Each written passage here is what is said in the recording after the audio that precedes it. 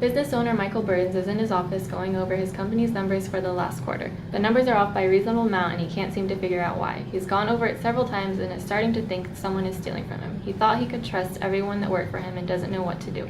He decides to call on the blue-collar detectives.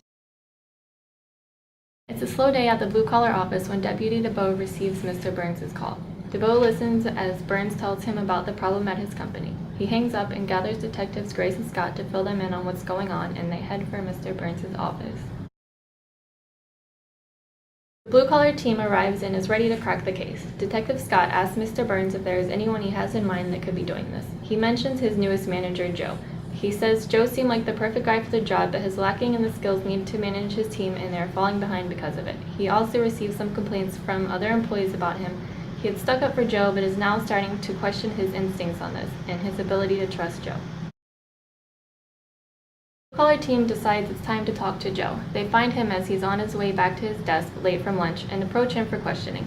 The first sign that Joe was guilty was his defensive attitude. He seemed to proclaim "it wasn't me" before they were even done explaining things. When they asked Joe if they could look through the paperwork in his desk, he seemed to get nervous and kept asking why. Five of them made their way over to Joe's desk. He opened his drawer and started pulling out papers. Detective Grace spotted something suspicious and picked it up. It was pay stubs for James White. Joe hung his head, as he knew he'd been caught.